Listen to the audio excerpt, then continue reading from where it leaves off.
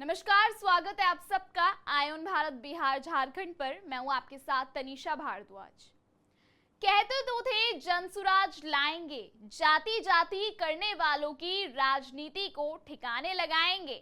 धर्म जाति की राजनीति करने वाले राजनीति में अपने बेटों को सेट करना चाहते हैं। कितना लंबा चौड़ा भाषण दे रहे थे, पूरे बिहार में गांव-गांव घूमकर ढिंडोरा पीटा था, बिल्कुल अलग राजनीति करेंगे। लेकिन लोग भूल गए थे, पीके तो मैनेजमेंट गुरु हैं। भले ही राजनीतिक पार्टी बनाकर बिहार के चुनावी मैदान में उतर आए हैं, लेकिन है तो मैनेजमेंट गुरु ही, जिन्होंने देश की दर्जन भर पार्टियों का बेड़ा पार लगाया। अब खुद का भला करने जा रहे हैं। ना, वो तो ऐसा कभी नहीं कहेंगे, और कहेंगे तो हम भी नहीं। लेकिन जिस तरह से बिहार की ठेठ राजनीति पर प्रशांत किशोर उतर आए हैं, उससे तो यही लगता है कि लौट के बुद्धू घर को आए। यानी धर्म और जाति की राजनीति के नाम पर तौबा तौबा करने वाले पीके अब मुस्लिम वोटों के लिए माशाल्लाह करने लगे हैं। जी सही समझ रहे हैं आप।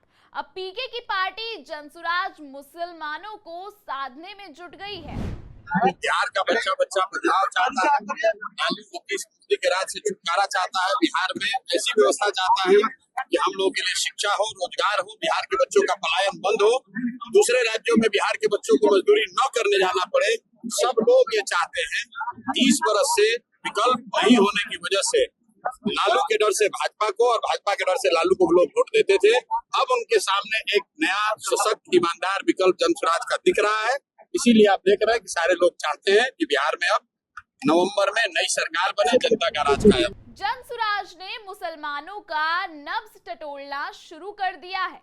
इसके लिए पार्टी ने जबरदस्त रणनीति बनाई है। चुनावी रणनीति के चाणक्य माने जाने वाले प्रशांत किशोर मुसलमान मतदाताओं तक ये पैगाम पहुंचाने में जुटे हैं कि बीजेपी के डर से आरजेडी को वोट करने की मजबूरी अब मुसलमानों के साथ नहीं, क्योंकि जात पात और मजहब से ऊपर उठकर जनता की मुश्किलों का हल निकालने को तैयार बैठी जनसुराज पार्टी मुसलमानों की पहली पसंद बन सकती है।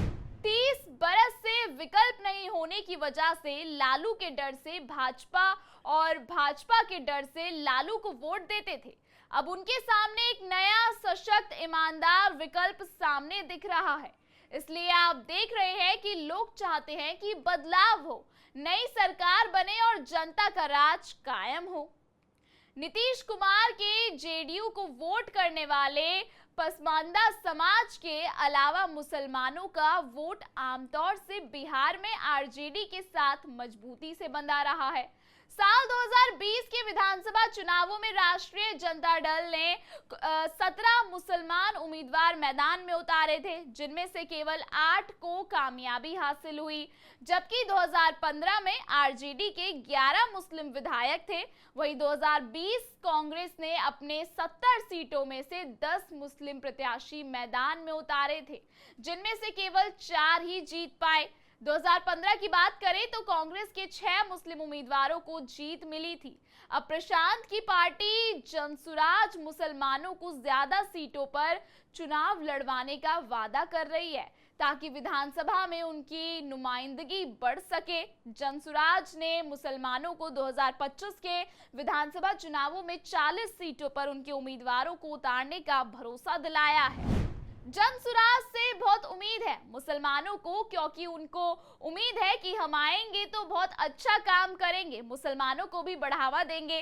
प्रशांत जी ने इन्हें जो 40 सीट देने का वादा किया है, उससे इनमें बहुत खुशी है, क्योंकि ये पहली पार्टी है जो इतनी सीटों का वादा कर रही है।